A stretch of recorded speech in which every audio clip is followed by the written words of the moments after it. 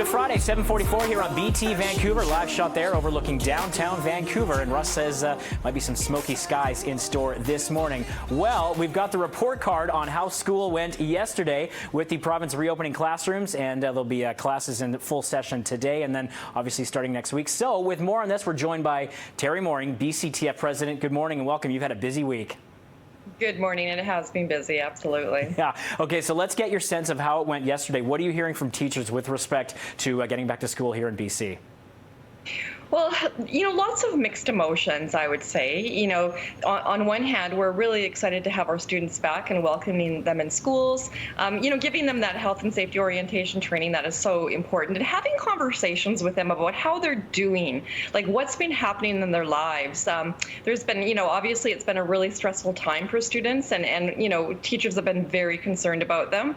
But on the other hand, there's still the concerns that we have in terms of what protective measures are in place, and a dissatisfaction basically with the lack of preventative measures still. And so we're hearing that physical distancing will be happening in classrooms, and yet the reality is when you go into our classrooms and we see between 26 and 30 desks, or we just have tables, there's no possible way for students to physically distance. Well, it's interesting because yesterday, Provincial Health Minister Adrian Dix said stick to 6 with respect to socializing. And how are you supposed to do that in a classroom full of over 20 kids? You really can't do that. And I would say that a lot of school districts have really understood the psychology around the number 60 or 120.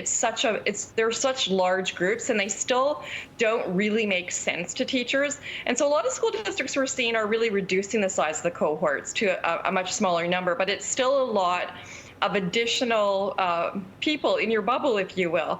And so, it's still concerning, the fact that there isn't physical distancing and the fact that there isn't a robust mask policy. So when we hear things like, there will be cases in schools, one wonders, why aren't there more preventative measures in place then?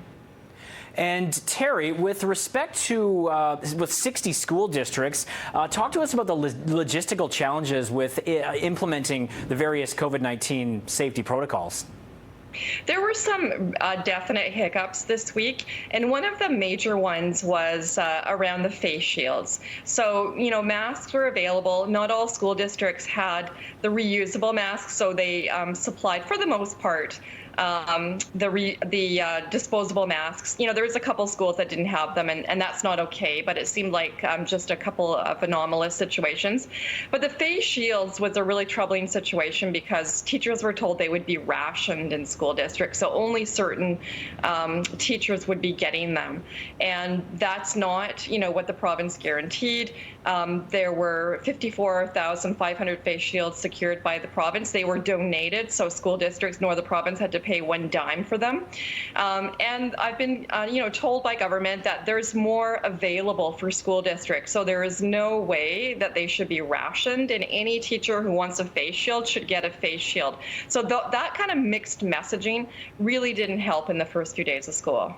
And Teri, just as we close it out, we've been hearing from teachers on and off the air, and a lot of them are feeling stressed, overwhelmed. What is your general sense right now, and what did you hear yesterday from teachers in your circle? Well, again, very mixed emotions. And the problem is some of these issues are coming down to individual teachers to solve. And teachers going into their classroom and seeing that there isn't hand soap, there's no portable hand washing station, things like this.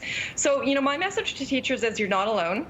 There is a health and safety representative, a union representative on site, same with the school union rep, and there's a local president who is a phone call away. So there is support for teachers. Teachers shouldn't have to feel like they have to solve some of these problems on their own. But that's the reality of the situation, is that, in some cases, teachers are going into classrooms and they're just not prepared. The classrooms are not prepared.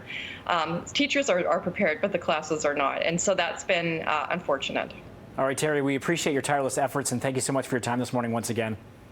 Thank you so much. All right, you have a great weekend. That's Teri Mooring, BCTF president. Coming up.